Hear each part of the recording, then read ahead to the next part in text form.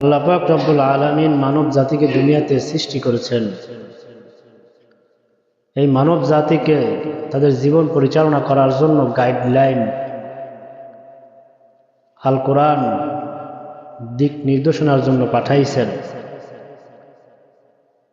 তার ব্যক্তিগত জীবন, পারিবারিক জীবন, সামাজিক জীবন, রাষ্ট্রীয় জীবন, আন্তর্জাতিক জীবন কিভাবে পরিচালনা করবে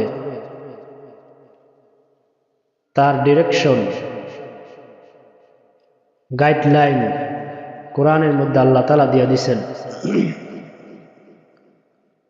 মানব জাতিকে আল্লাহ তাআলা বানাইয়া এই মানব জাতির মধ্যে কয় শ্রেণীর মানুষ থাকবে তাদের বর্ণনাও আল্লাহ তাআলা শুনায় দিয়েছেন। কার কিরকম চরিত্র হবে, কার কিরকম খাসলাত হবে, কার কিরকম আদর্শ হবে, সেই বয়ান আল্লাহ তাআলা স্পষ্টভাবে উল্লেখ করে দিয়েছেন। আমি যে আয়াত তেলাওয়াত করছি সূরা বাকারার 12 নম্বর আয়াত, এই আয়াতে আল্লাহ পাক রব্বুল আলামিন মুনাফিক সম্পর্কে আলোচনা করেন। সূরা বাকারার প্রথমে আল্লাহ পাক রব্বুল আলামিন 4টা আয়াত ঈমানদারদের জন্য বয়ান করছেন। এরপরে 2টা আয়াত কাফেরদের জন্য বয়ান করছেন। তারপরে 13টা আয়াত মুনাফিকের জন্য বয়ান করছেন। ঈমানদার ভালো মানুষ, অল্প কথায় বোঝেন নাই। কাফের গারতারা আমরা সারাদিন বুঝাইলে হইবে না। মুনাফিক সবচাইতে বড় খারাপ, এর জন্য ডাবল নসিহত, ওর ডাবল, ওর গুণকীর্তন, ওর খাসলাত, ওর স্বভাব চরিত্র আল্লাহ তুলে ধরছেন। ইসলাম মুসলমানদের ক্ষতি একজন ঈমানদারের ভুলের কারণে যা না হয়, একজন কাফেরের শত্রুতার কারণে যা না হয়, একজন মুনাফিকের কারণে 14 ক্ষতি হয়। বুঝেন নাই?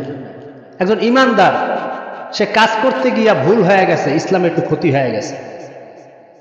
একজন কাফের ইসলামের সরাসরি বিরুদ্ধাচরণ করিয়া যেই পরিমাণ ক্ষতি না করতে পারে, একজন মুনাফিক ও ইসলামের বেশভূষা লেবাস লাগাইয়া ইসলামের 14 গুণ বেশি ক্ষতি করে।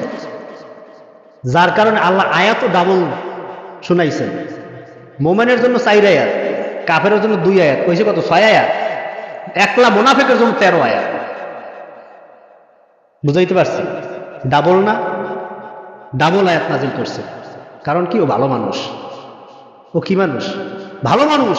যার কারণে ওর ডাবল আয়াত দিছে, ওর ব্যাপারে ডাবল গুণকীর্তন করছেন। আর মোমেনের ব্যাপারে মাত্র 4টা আয়াতে শেষ করছেন। কাফেরদেরকে 2 আয়াত দিয়ে শেষ করে দিচ্ছেন, মুনাফিকের বেলায় 13 আয়াত নাজিল করছেন।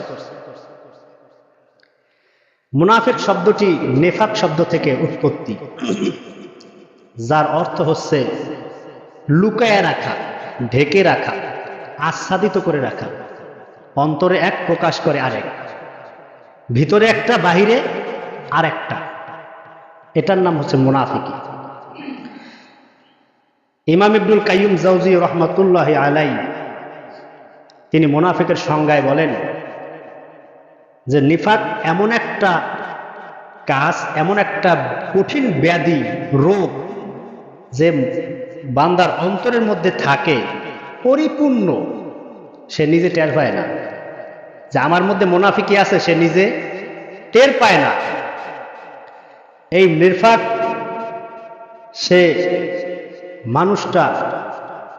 মানুষটা এতটাই ইসলামের শত্রু হয়ে দাঁড়ায় যে সে নিজেকে এমনভাবে উপস্থাপন করে। ইমাম জাওজি রহমাতুল্লাহ আলাইহি বলেন যে তার মধ্যে প্রায় মানুষের মধ্যেই মুনাফিকি থাকে, সে বুঝতে পারে না যে তার মধ্যে মুনাফিকি আছে, বুঝতে পারে না। সে নিজেকে একজন সৎ মানুষ, আদর্শ মানুষ হিসেবে মনে করে যে আমি ভালো মানুষ, আমি যা করি তো ভালোই আছি, ঠিক করতে আছি। তার বিবেচনায় সে ভালো, তার বিবেচনায় সে রাইট।